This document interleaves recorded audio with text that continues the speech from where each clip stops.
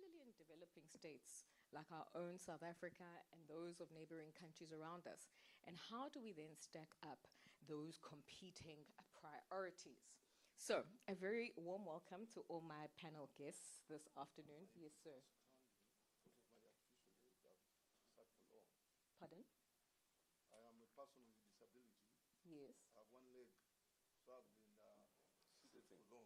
Yes. I would love to make my address while standing. Okay.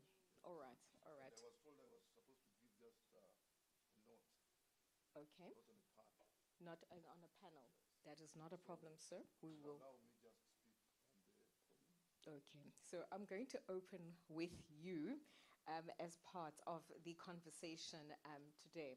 And I'm going to allow you, as Mayor of Kampala, in a city that is growing, a city that is investing, and a country that's also investing in new infrastructures, finding new ways to develop as well as finance that. And you've obviously seen the importance of building connectivity within your own country and with it, economic hubs and activity that comes with that. And if you can kindly give us a reflection on the Ugandan experience to date and what it has meant for an economic hub and a capital city much like Kampala is to invest in your Aerotropolis and rather your aviation space and the impact of that against all of the different pillars of governance that you work in.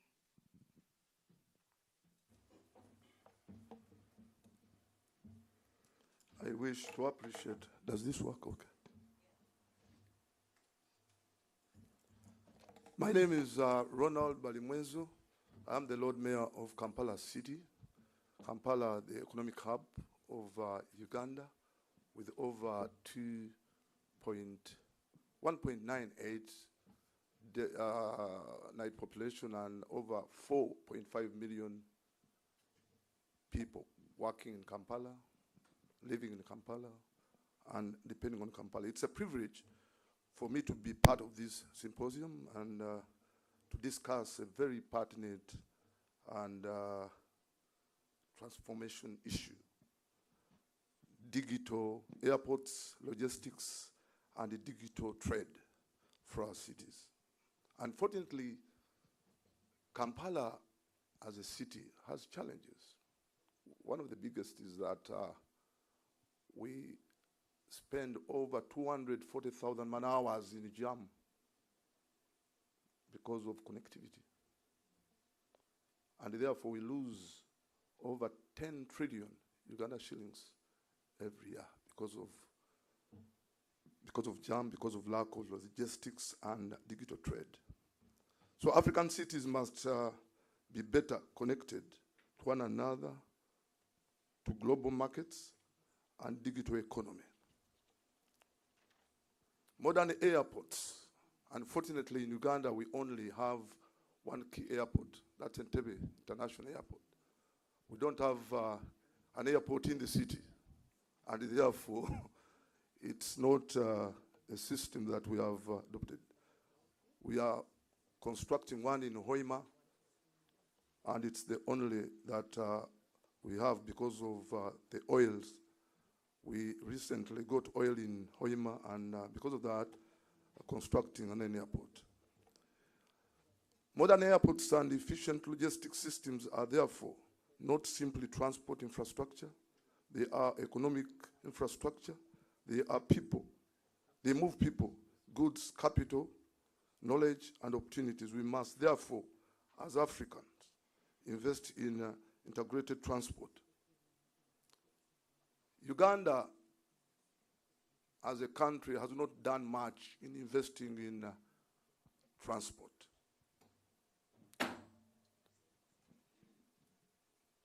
And therefore, we are looking for investors to invest first in public transport, because I told you that we lose over 240,000 productive time in jam.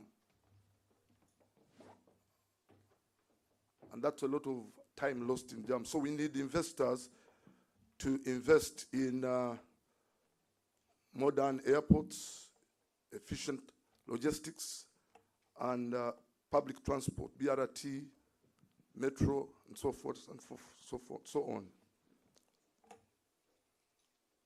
We must create corridors that link airports, ports, roads, railways, and urban centers while removing unnecessary barriers to the movement of goods across our borders. At the same time, digital transformation must enable seamless payments, electronic documentation, e-commerce, and data-driven trade. For Kampala and Uganda, this vision is important. Our city can serve as a gateway connecting East Africans to the continent and the wider world.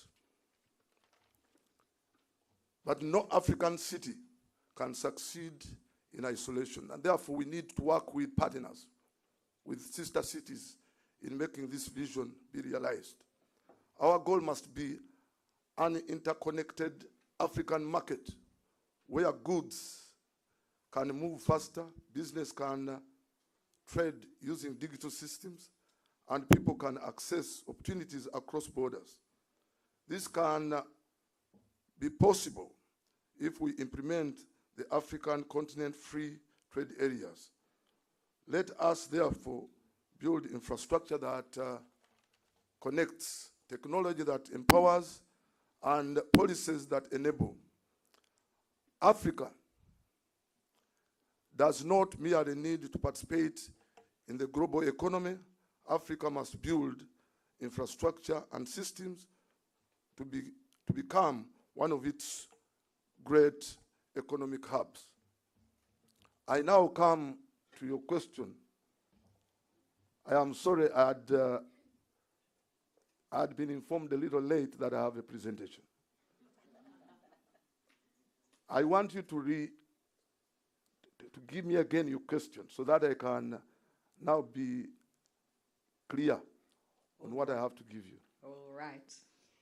Please can you give us insight into how the development of infrastructure around the airports and connectivity in terms of your Aerotropolis and economic hub development in Kampala has impacted the city's growth as an economic hub, as well as assisted Uganda specifically in it being a main city and a main economic hub, in achieving some of its imperatives related to trade, related to the movement of goods and services, related to transport development the country over, as well as related to labor and the activity that comes from that within your economy. Hello. It's a hard one.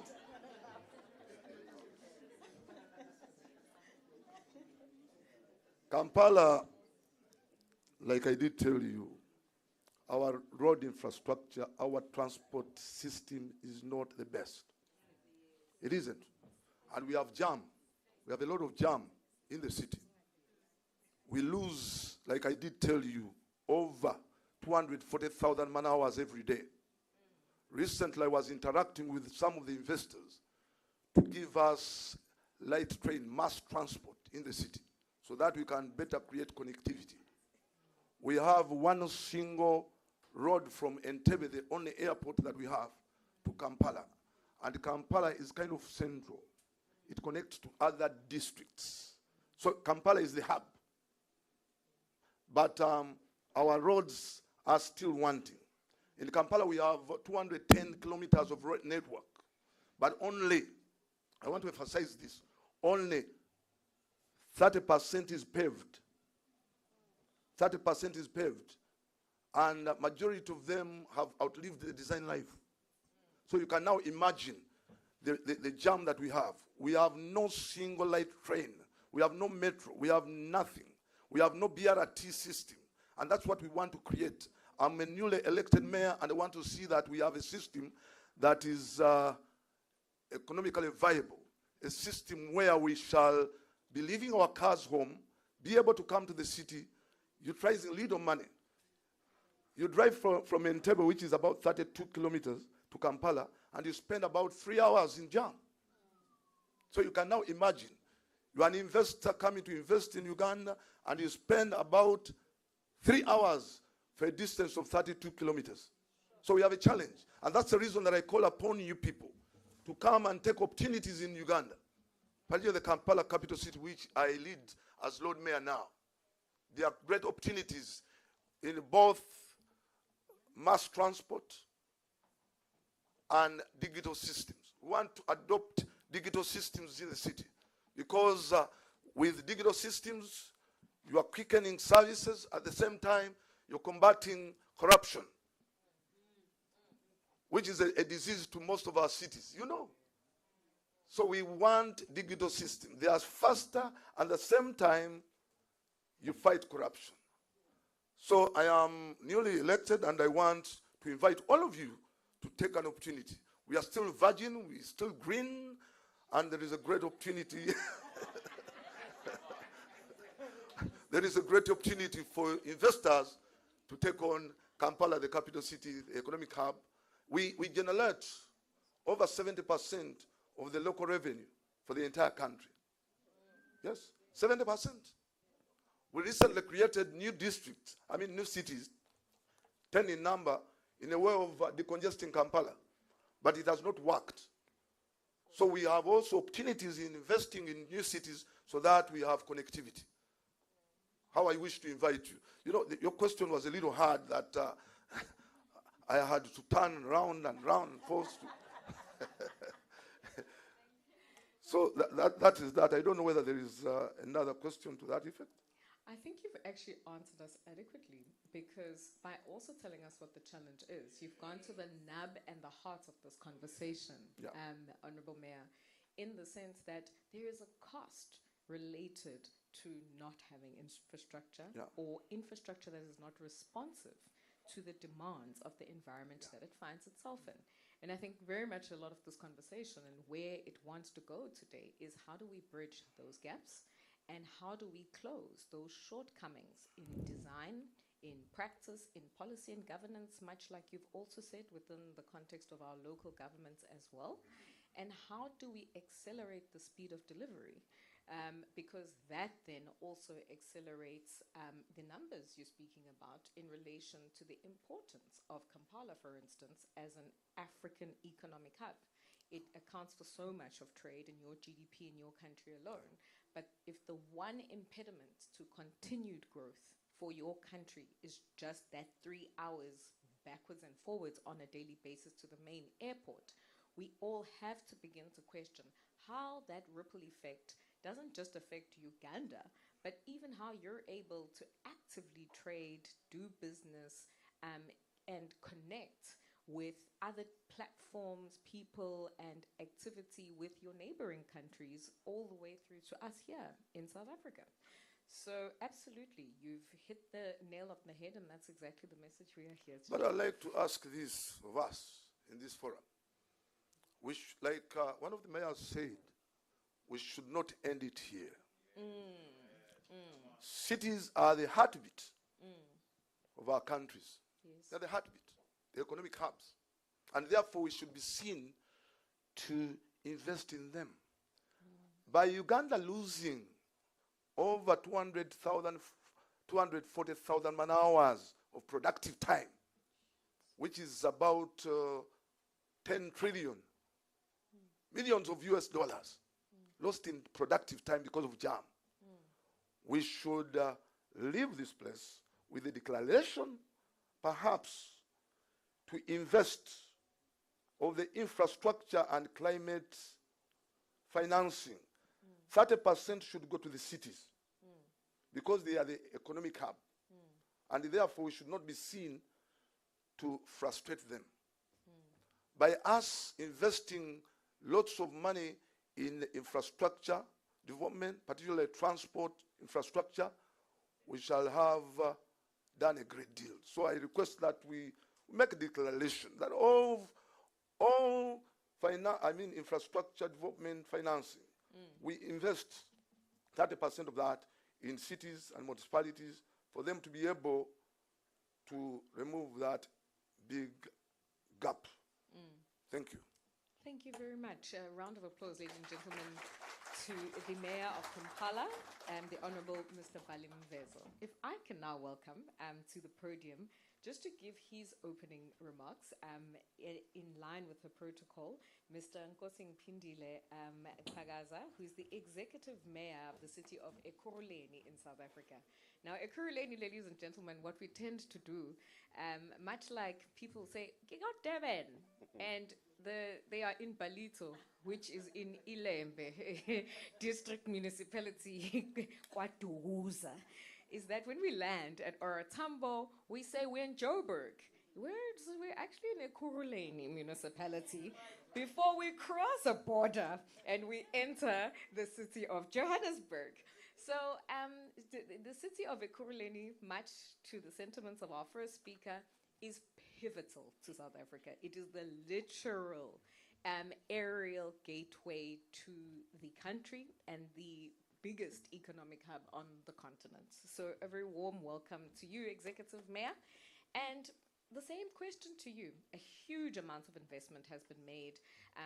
The SOEs involved in our Aerotropolis, the SEZ development in Ekurhuleni. Yep. But Ekurhuleni has also not been a municipality where things have gone smoothly, particularly in recent years, where we are looking at a myriad of service delivery and governance lapses that may in fact impede on competitiveness and even its ability to attract ongoing investment and confidence from investors and practitioners in terms of the ongoing development that's still needed to that SEZ and that Aerotropolis space.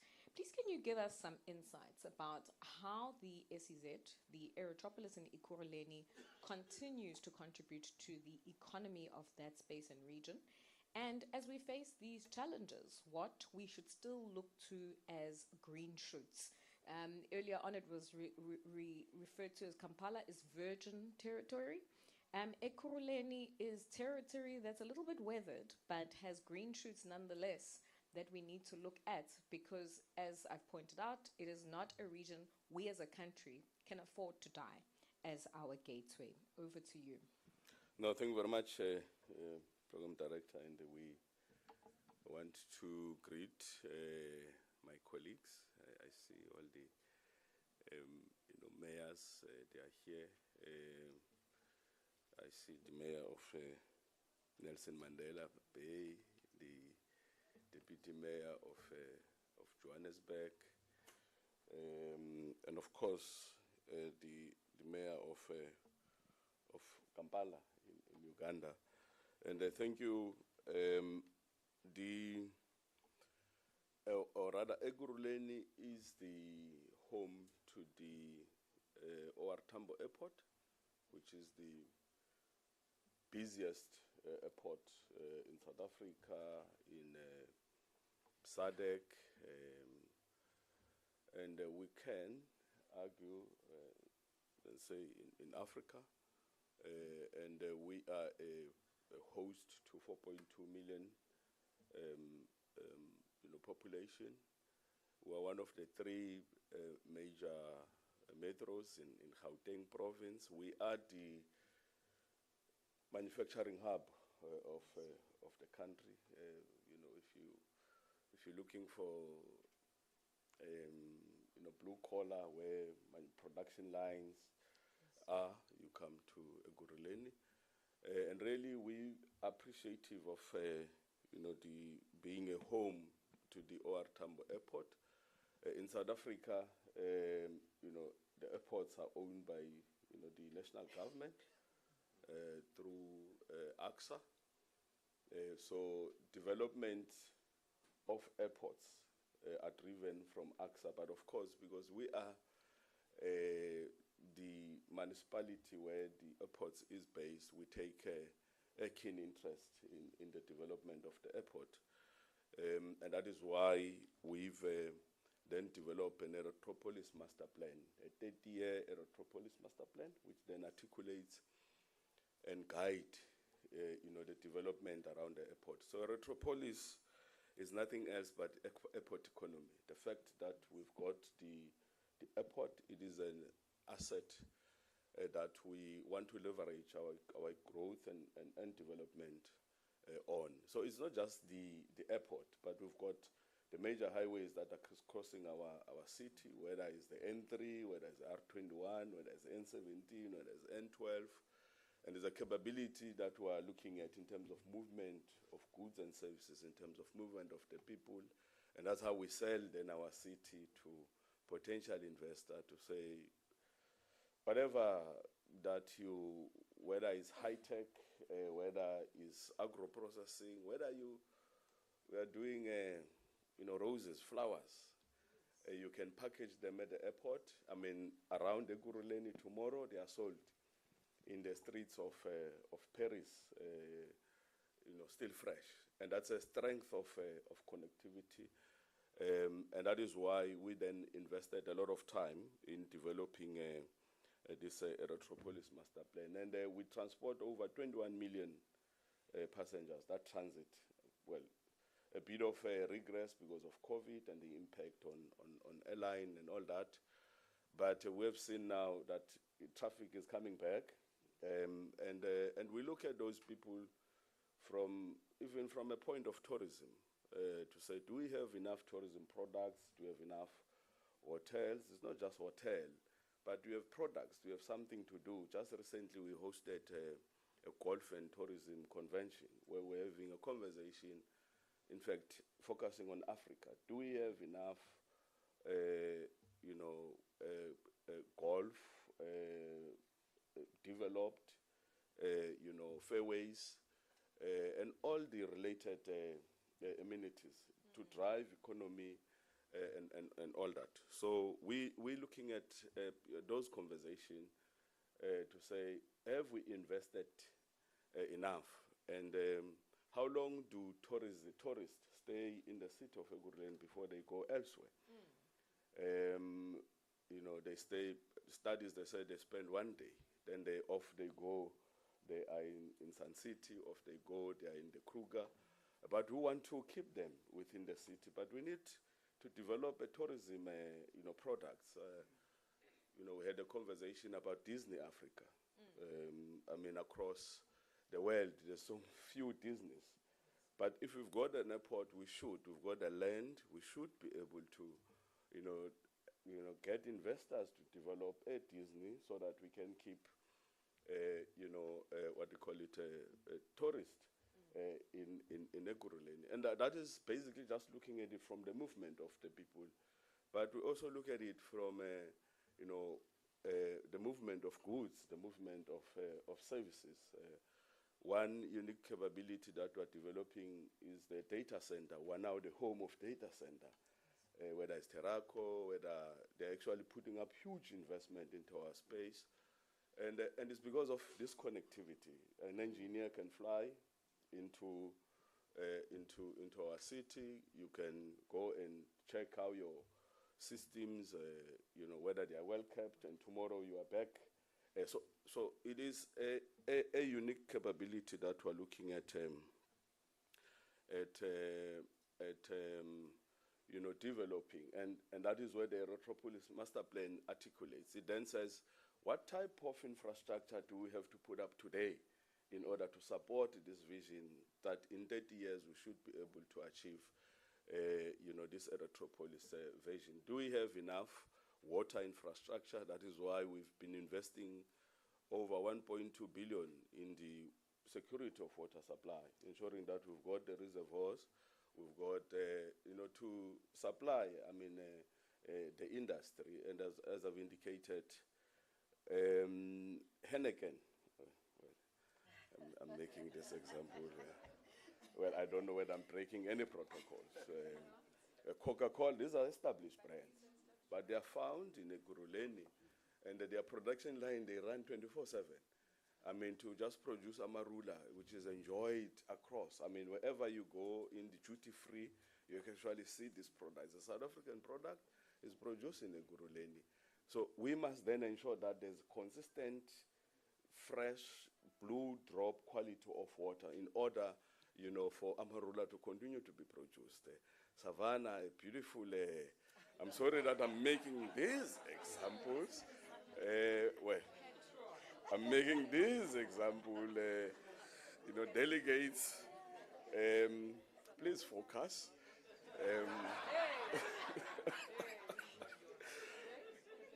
So, so, so, the point that I'm trying to put across is that if we can't guarantee investors the security, consistent water that is fresh, we'll lose that investment. And the cities will also compete. I know here we're about collaboration because we're talking infrastructure, but I sit around the table, then there's a sweat turning in Mid-Valley for Henneken is expanding. Now, while I still have industrial space, while I still have capabilities to keep that investment within the city of Ekurhuleni. So there's a greater role that as cities we have to play in order to ensure that we attract the investment, but we also keep the investment. So it's not just a Aerotropolis master plan. We've moved now away from the energy issues. Eskom load shedding is behind us. But what is it that we're doing to invest in the energy security of energy supply? We're building our own IPPs, ensure that we get investors to come and assist us to build renewable and alternative energies that is cheaper, that is also clean. And these are some of the conversations that when we came here, we really want to ensure that we appetize an investor to come closer to our city to ensure that they put the much needed money. Because to power the industrial city, we currently use about 2,500 megawatts of electricity. That's quite, but we need consistent, because production lines must run 24 hours. And it's not just about that, but it's also about the cleanliness of our cities. It's also about, I said, we've got major roads. So if we don't invest on those capabilities today, if we don't invest in the safety of our cities, ensure that we deploy safe city, because the Aerotropolis, if you look along the R21 corridors, because of the master plan that we've developed, can actually see the logistic centers that are coming up, whether it's the DHL, whether it's DSV, whether it's take a lot. I mean, just for ensuring that there is, proper distribution, to support the economy. Just on we really want to appreciate this platform, because last year we were able to announce about 2.5 billion on our wastewater program, which is currently at implementation through Infrastructure South Africa. And so really being here, there's results. There's results for us as city government. There's also results for yourself as delegates who are interested, who are taking up. You've got infrastructure projects, we've got financing. So there's real conversation that we can actually have. And of course, as I indicated, that we don't own airports, but we take interest of what happens around the airport, because the cargo of freight today, I mean, the OR Tambo takes about 85% of South African cargo. 85% goes through the OR Tambo International, and the balance goes to Durban. That's why I was saying we are learning every day. The first Africa Aerotropolis is in Ekurhuleni. So the balance then is Cape Town and also Durban. But that is over-saturated, because it's over 300,000 tons of cargo. So the OR Tambo can't take additional capacity. It means, there must be conversation on the expansion, and that is why we keep our eye on the midfield cargo development, which is another 700,000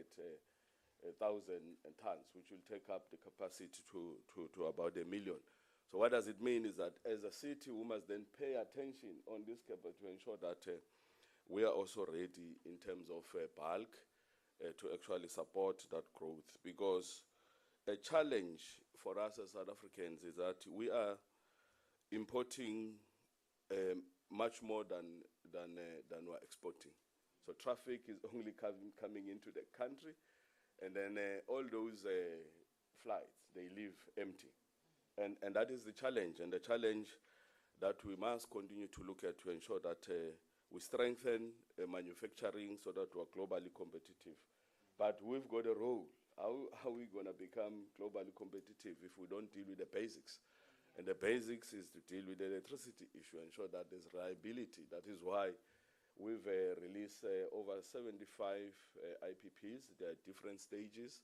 We've even ensured that we approve an escrow, to pick them up, to ensure that they're bankable, ensuring that there's less risk for an investor. And that we do because even if Eskom has actually recovered, they've dealt with the issues of load shedding, we ensure that we've got enough power supply. We have to ensure that that electricity is also affordable. And I'm saying these are some of the conversation around locational advantage. Where are you positioned? Do you have just basic services? And those projects are there. I mean, for us to build these power stations, these substations, we need money, and the money that we do not have, because we charge our communities a fee, and they have to pay for services. And if the economy is struggling, it means we don't have enough money. So we must look closely at municipalities, and we're happy that National Treasury now, they are driving some reforms to actually ensure that all these revenue generation projects are ring-fenced, and we can actually get an investor to participate. And of course, once we deal with the basics, then we can have a conversation around innovation. Are we innovative enough as a country? But you can be as innovative as you can, but if city government, if ourselves as local government, we don't elevate, we don't plan appropriately to ensure that we support development, we will fall short. And that is why we are really excited to be here, to ensure that we contribute, we share some of the projects that we have, so that jointly together we can then drive meaningful and impactful development. I'm not sure, Program Director, if I touched on the issues that you expect us to touch on. Thank you. You have most certainly exceeded the brief. Thank you so much to you, Executive Mayor of the City of Ekurhuleni, Councillor Nkosi Ndiphile Hagaza. Thank you so much for touching on the work that firstly Ekurhuleni is undertaken, but also for, I think, opening up the conversation in the room today to the extent of the definition of infrastructure, much to my opening remarks. And as well as once you've got diversified infrastructure, what it can then offer to the economy as a whole.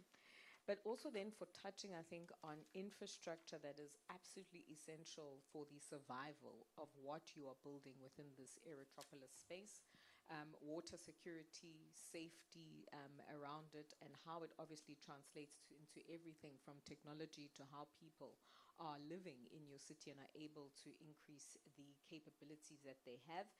And of course, for just showing us very practically, I think, examples in which a metro like Ekurhuleni does touch our lives, from being a gateway that allows import and exports and goods and services to arrive into the country, all the way through to the hydration of the nation.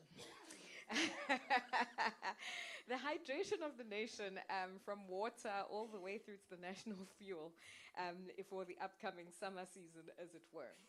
But you touched on something that was really important at the end of your analysis of where you found yourselves as a metro, and one that had now potentially hit the limits and constraints around what else it can carry in terms of what goes in and out.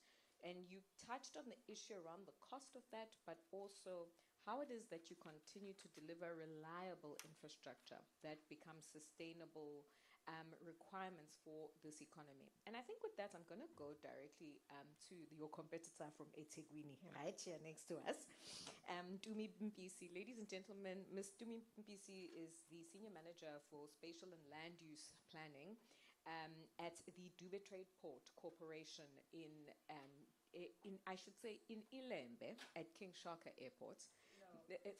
Well, no, not Ilembe. It's eThekwini. It's still part of eThekwini up until that border. Okay, thank you. So on the borders of Ilembe, it's still part of it. There was always a debate. All right. So she is the Spatial and Land Use Planning Manager. And much of what the mayor touched on in terms of activity, from air chefs, having a facility there to feed us on the plains, all the way through to fruit and vegetables in the trade zone being traded out of Dube Trade Port. Dumi and your team have to make provision for also some of the commercial growth imperatives, as well as some of the manufacturing capacity that has come from other countries in that particular space.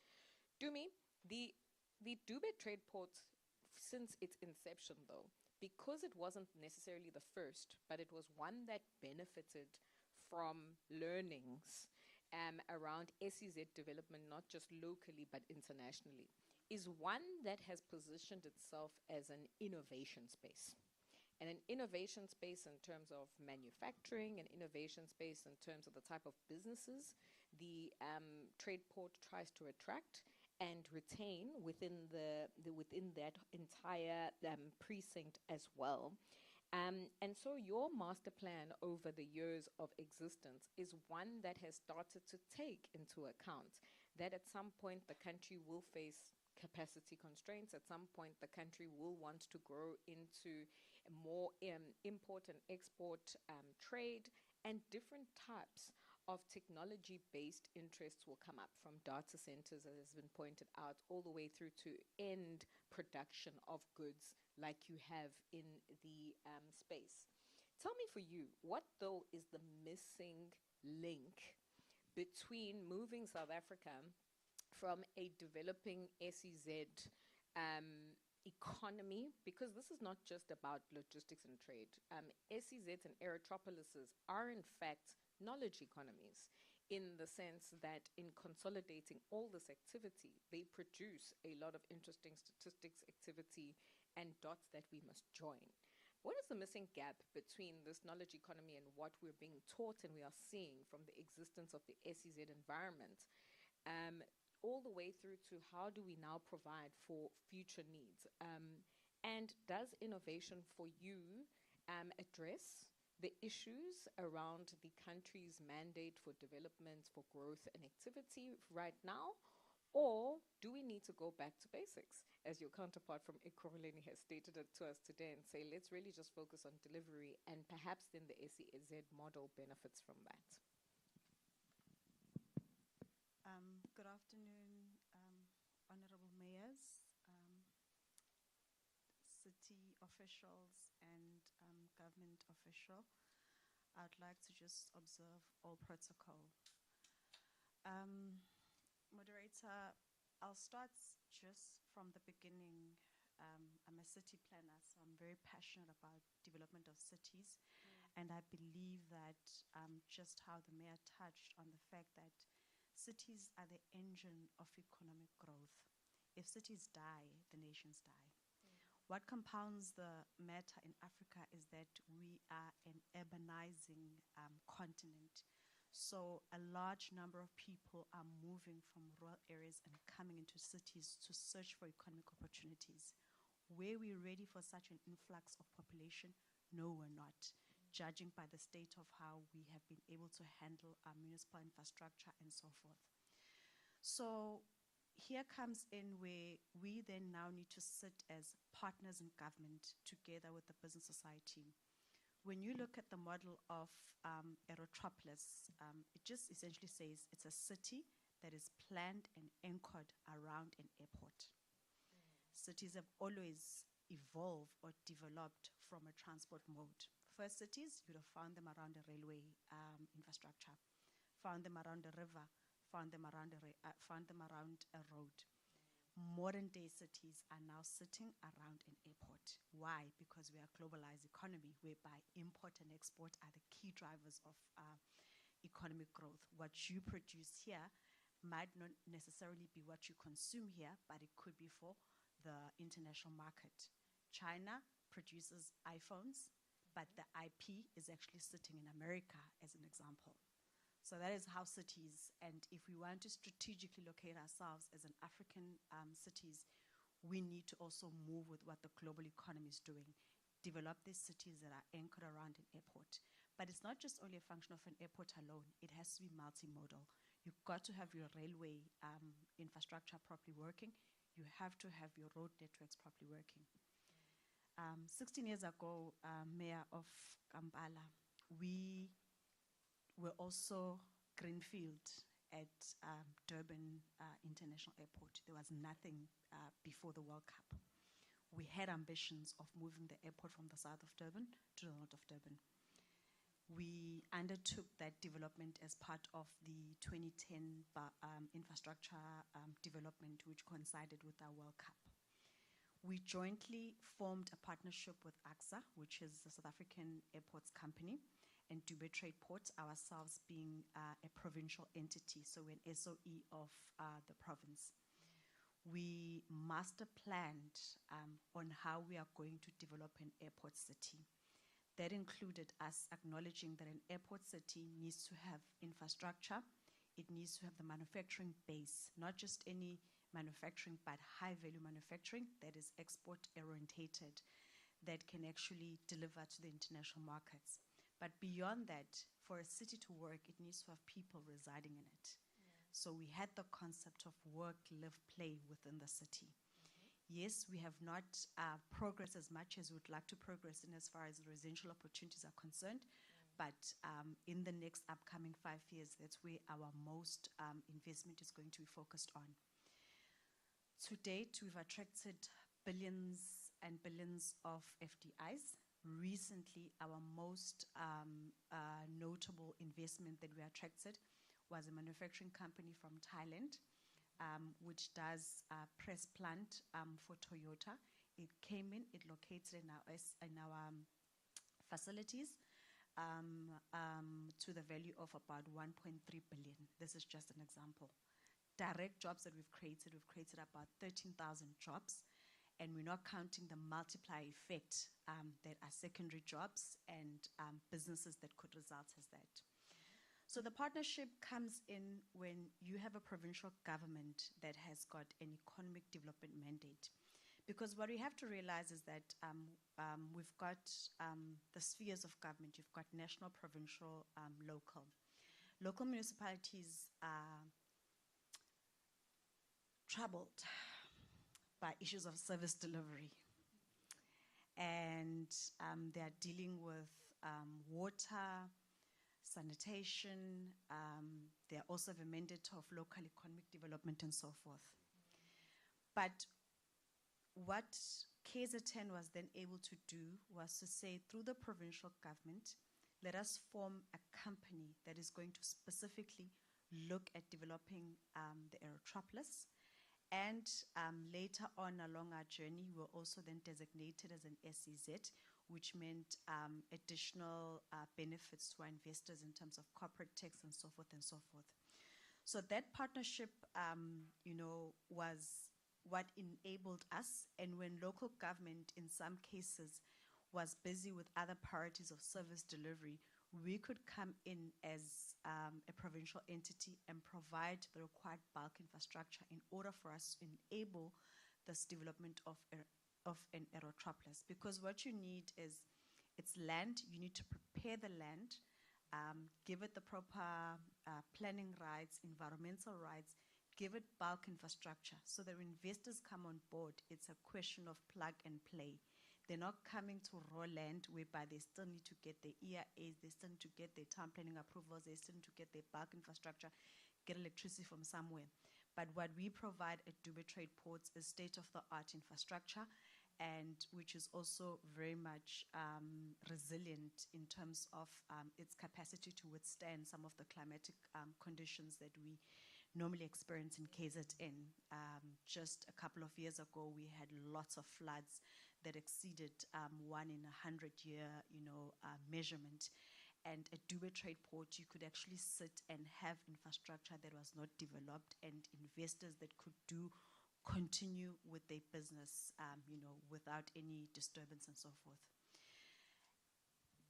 Within that mandate that we have, we also are the only company that handles cargo. Currently, it's handled by private sectors in all the international airports in South Africa, but Dube Trade Port handles that cargo. And to date, since 2010, we've had 0 loss of cargo. We've been able to do that by having a dedicated cargo operation that is automated, and also we've assembled the different sectors of government, such as your subs, your SARS, for customs, clearance, and so forth. So you get everything in-house. And by so doing, we've been able to efficiently, handle our cargo and have reliability from, developers and so forth. So I would park at that particular point, Lynette. Thanks. And I think back to my opening shot at you, Dumi, around it and what you have developed at Dube Trade Port and into innovation. Dube Trade Port invested quite a lot in terms of knowledge and has replicated at a local standard much of what some of the global best practice and benchmarks are in terms of creating some of that plug-and-play modulables around some of your systems and your processes. Do you think the decision to take a future-first approach to the SEZ and where it currently is today against the pressures and the urgencies of a developing state and a society around you has been the best bet? Or would you still, as an organization and as a vehicle for that type of transformational economic change, still continue on the path that was initially part of that master plan to immediately go straight for, shall I call it the big blue picture of what these could do and catalyze for South Africa's economy?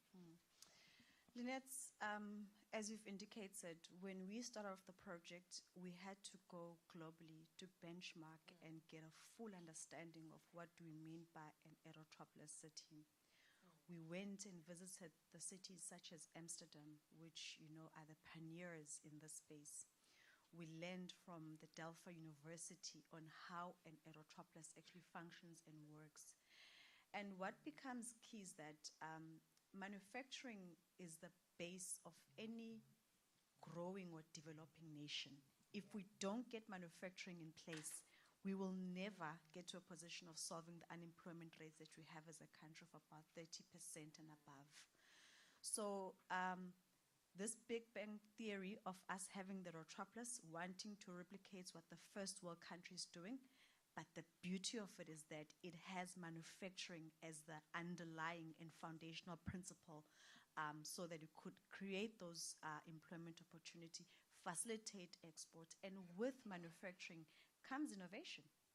Because that's where innovation actually comes. It's from manufacturing. You can never get as much innovation from the service sector economy. Neither can you do so from the agrarian economy. So through all of those collaboration, we then developed this master plan. It's got various lead initiatives, we call them. They're basically programs, and within those programs are projects. Ours is a 50-year master plan, Mayor. I heard yours is 30 years. So it must be coming to an end quite soon. At least we still have time. Yes, no, I'll park at that point, Lynn. Thank you. All right. Thank you so much, Dumi, for bringing that final point in particular to the fore. And I'm going to turn around, and at some point we're going to have to swap seats with you as well, just so that, particularly people on the side of the room have a better view of you, Charmaine. Next to me, ladies and gentlemen, is the Senior Investment Officer of the New Development Bank, Ms. Charmaine Akazamula. Now, some of you have heard about the New Development Bank, but I hope she will just touch a little bit on what they have been up to since inception, especially because they're perhaps one of the newer DFIs from a Pan-African perspective that have entered the infrastructure development and making sure that we can bring to ground some of the projects that you will see as part of the 2-3 days that we are together here at SIDSSA. Now, Charmaine, one of the things that I think the whole panel has ultimately come to acknowledge here is that we can't entrepreneur our way out of inequality and out of dismal service delivery and building a country, as it were. And somewhere at the base of all of this must be capability, whether that capability is manufacturing capability, it's connectivity, it's skills development and education, and it's obviously just making sure that we have the necessary bulk infrastructure, as it were, safe, smart spaces to create these bankable assets that banks like yourselves are looking for. Now, the financial services market, whether they exist in the public realm or they exist in the private realm, they are local or diversified and offshore around the world. One of the ongoing challenges that you find in your work is that whether it is individual developers, it is SEZs, much like our counterparts on the panel bring to you, it is countries, it is local governments bring projects to you, but you're finding against your measures and metrics that they're not bankable. And I know the financial services market has had to work quite a lot in refining products, in refining what traditional terms and term sheets have looked like to be responsive to what's actually happening in the real world around you and against some of the challenges that a society faces in order to find each other and this middle ground related to then the cost of financing this all important infrastructure today. And I think my question really to you goes back to that as part of this is, can you unpack for us the New Development Bank's journey in particular, and maybe some of your practical examples around how you as a bank have had to work around the difference between what is public good infrastructure versus what you define as a commercially bankable asset as a banker? Because how a mayor allocates risk in line and in responsible to his citizenship and constituencies, and how you allocate risk as a banker are also completely different margins to look at. And also then, how then the mobilization of that capital works, particularly when you as a bank have to then work with multi-layered and multifaceted environments such as government, where there's inflows from money coming from a national treasury through various municipal infrastructure programs, much like we do in South Africa, like MISA, etc. The development banks also have their own programs, but then they're also coming to you directly and asking for you for money in that particular environment. Can you give us a bit of a picture of what and how that has checkered or bettered the development pipeline that you're working with from the people who are ultimately going to help us fund what society needs today?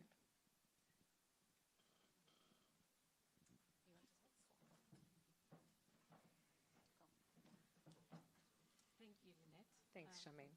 Is your microphone on? Yeah, just speak into it. Okay. It should be fine. Good afternoon, honorable mayors, city officials, Okay. ladies and There gentlemen. you go. So just to give you a brief introduction into the New Development Bank, some of you may have heard of the bank, others not. Some may have heard of BRICS Bank. It is one and the same. We are BRICS Bank. Our official name is the New Development Bank.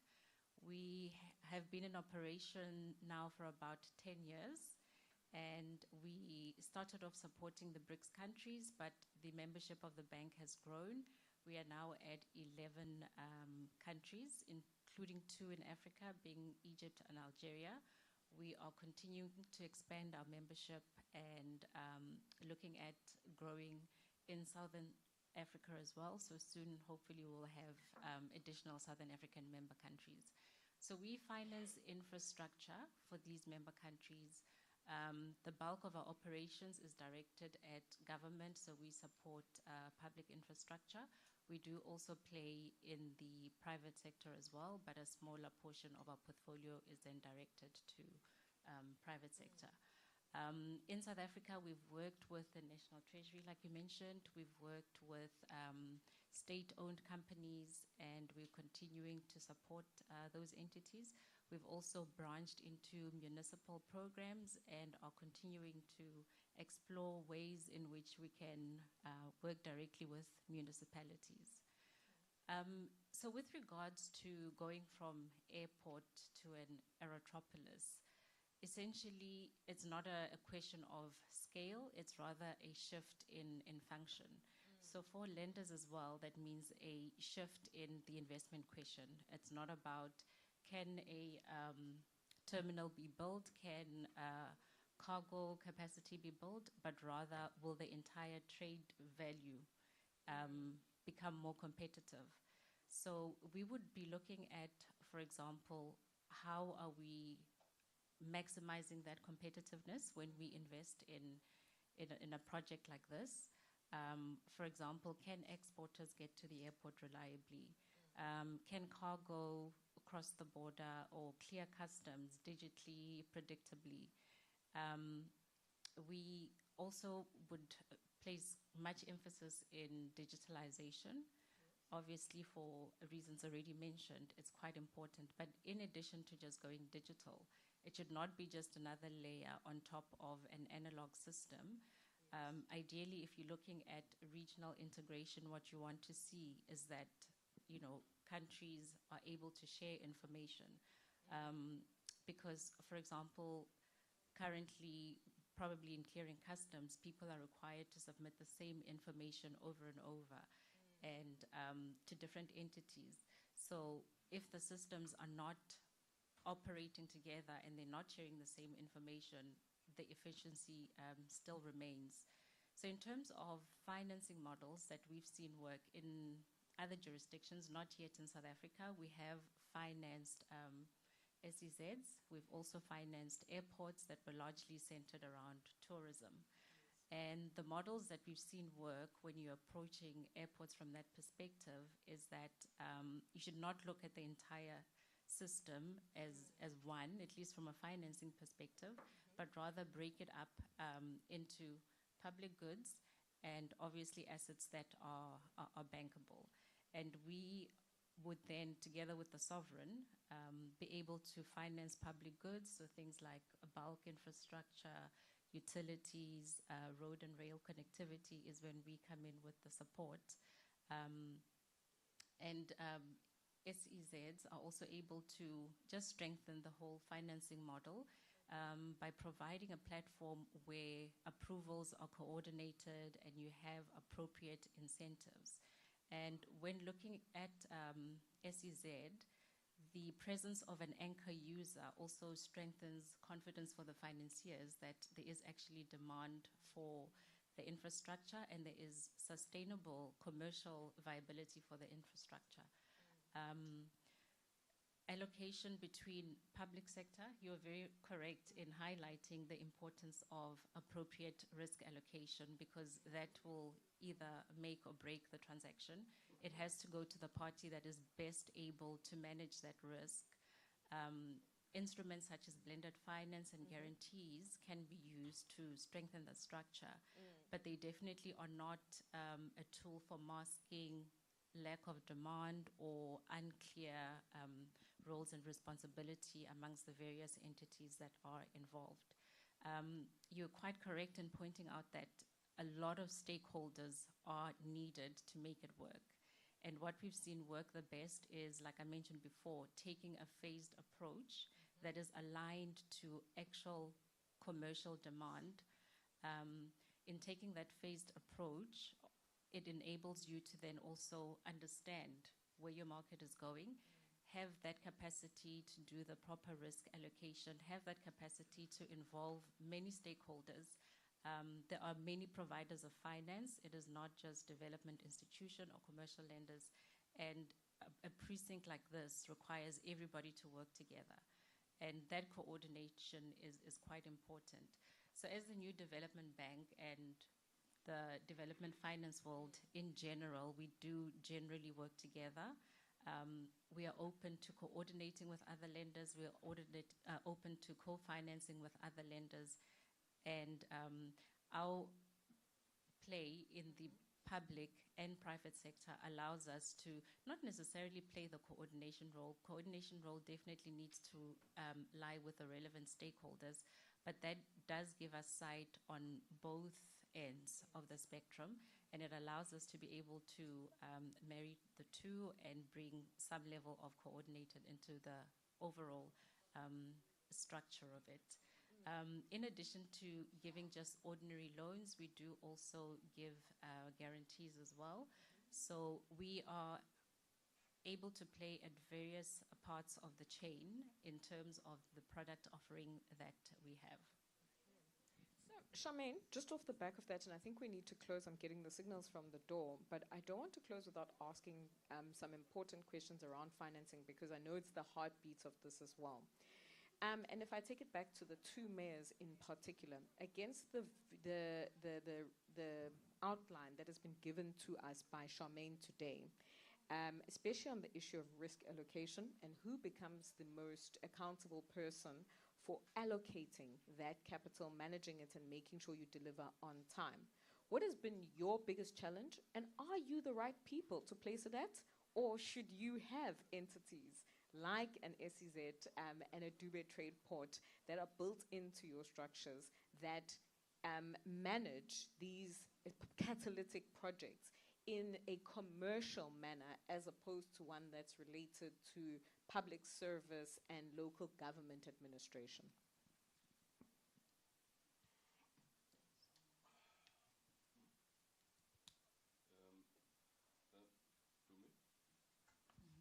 Just take this one, Mayor.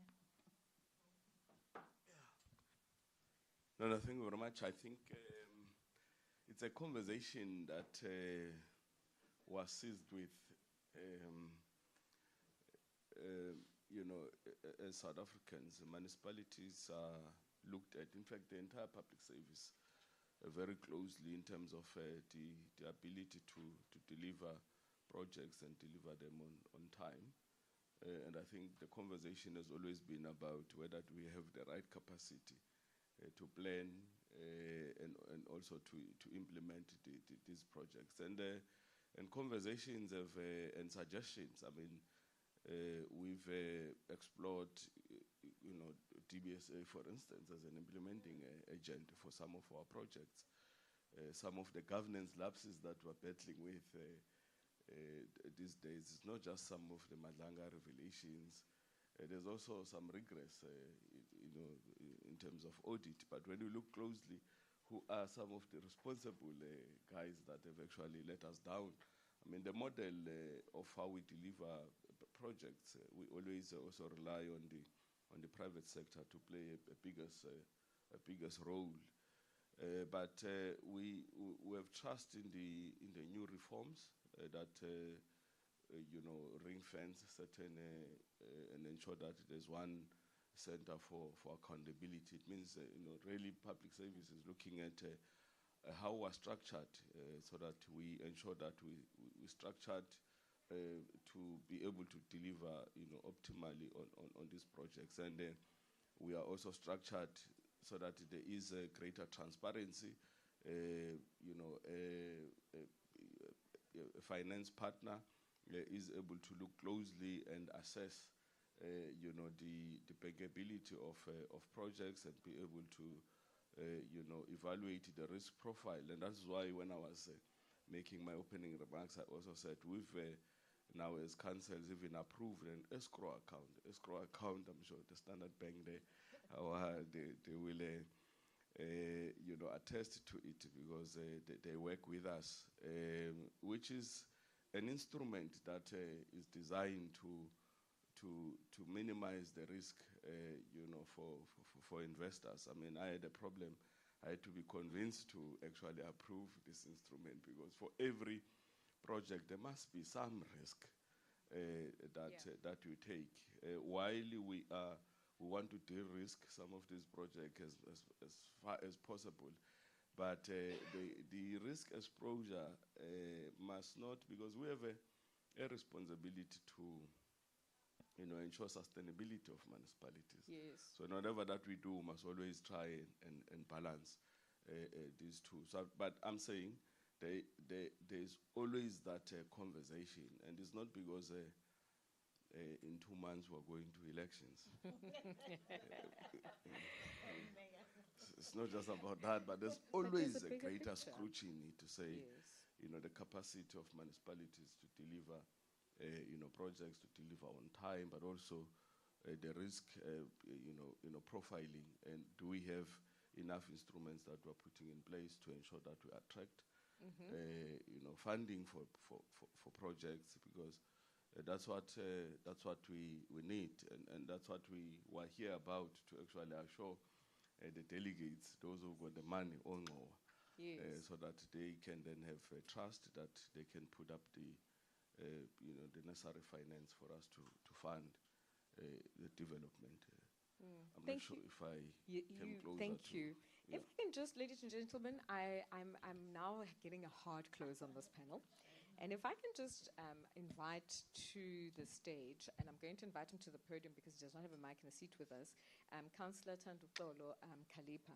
He's the Executive Mayor, ladies and gentlemen, of the Machabeng local municipality right here in South Africa. And I asked him to just come as one of the, not the mega metros that perhaps is a big airport such as this.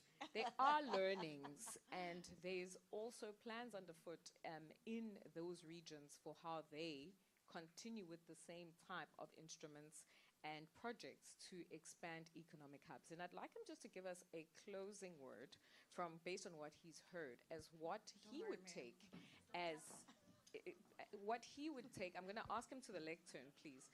If he can just come, because there is a microphone at the lectern. No, stay. I've asked him to go to the podium because there's a microphone for him. He's giving us our closing word. Thank you. Just if he can give us a summary of some of his key priorities that he now takes back to his council, to his region, on what he has heard, as what does he prioritize as they continue their growth and expansion pipeline? Thank you very much, Program Director. Machabeng municipality is one of the municipalities in the Free State, in Falcom, which is a mining town. In the past, employed more than 200,000 people across the continent, Malawi, Mozambique, Lesotho, and then other provinces, your Eastern Cape. Most of the people, they were from those areas who were working in Machabeng. And in the past 20 years, we've lost more than 150,000 workers because of the decline of the gold in our area. And we thought that we're not just going to sit, not do anything. Program Director, we develop our 2050 vision, which is that we work very close with the University of Cape Town. And we have now developed a plan how to implement that vision. And our priority was your infrastructure, which is in the last 4 years. You hear the minister announcing that Machabeng have now a bankable project, which is we have now mobilized more than 6.8 billion. And this is a project. The 4.4 billion is the infrastructure to fix your pump station and your sewer treatment plant. Because there is no investor that will come to your area and invest if your capacity of your infrastructure is not stable. So they will always want to know about your infrastructure capability. Mayor, we lose now if you deal with issues of your water, which is also part of your infrastructure projects, we've been losing more than 50% of our water because of your water leakages. And the project now that the minister has just announced of 2.4 billion, working with some consultants, is going to fix that for the next 5 years. We now have a new gold in our area, which is your gas. And there is no province that have that. We are competing with 20 countries in the world. And that gas is going to be with us for the next 150 years. So we're supposed now to invest, put our sector plans to make sure that we are ready for that investment in our area. Our mayor, he was talking about the OR Tambo airport, your cargo airport. We also, as Machabeng, we have now ventured to that space. And there are already some investors who have already have an interest on the cargo, and already those investors, they have committed more than 15 billion, which is they are going to create during construction 12,000 jobs. And these are investments that they have already done that. If you look on the energy program director, there are more than 15 billion investment in Machabeng is under construction. In the last investment conference of the president, and there was an announcement of Mulilo that they have already on the Petri invested 5 billion, and they have already taken a decision now to invest another 5 billion in Machabeng. So city to city, because we can't work in silos. That must be very clear that it's important that we must strengthen that relationship with city to city. And learn, not go to Dubai and all other, just learn from next door to our own cities. How they have managed to deal with all these challenges of economic development. Because our view that if you focus in the past, local government was always about water, about cleaning streets, fixing potholes. And that is what is in the public domain. They don't know that municipalities have a responsibility, program director, to focus on the investment.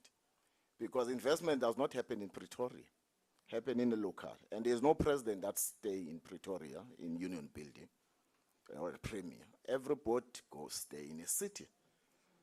So we must now focus in our office as just one of the example program director. We appointed a head of infrastructure and investment in our own office to make sure that in the office of the executive mayor, we lead by example on issues of investment. Not take those issues and delegate to some municipal manager and LED. Build that internal capacity. And the minister was talking about the internal capacity. We've appointed a number of engineers, and we are still looking for a number of engineers. Because our view that if we don't have capacity in our institution, because the state has been weakened, and you can hear even the message is about private investment, not building the capacity of the state. In our view, we need to balance that, build, partner with private sector, but at the same time, program director, build the capacity of the state, that the state must have capacity to some of these projects to monitor, but at the same time to implement, because some of the projects that are done now are done by Val Central, which is appointed by the Department of Water and Sanitation. And then the DPSA, they have also assisted us, Infrastructure South Africa, which is an entity of the state that must be supported and that must be built to have that capacity to implement this project. And in our view, program director, once all these things are done, then the job opportunities, job creation, then the numbers of the state South Africa then they're going to, there is going to be a positive report that from state South Africa that there's new money. As long as there's no new money that come to the city, there will never be job opportunities. So we can have all this investment, but if there's no new money that come, And we are happy with all what the work is done by our president and the Minister of Infrastructure to deal with new money in our cities. Then our cities are going to fly the program director. So we are confident with the work that we've done for the past 4 years and with the work that we'll be doing through our vision of 2050. We don't plan around individual. We must put systems because leaders come and go, but the system remain. It's what is important when you build systems.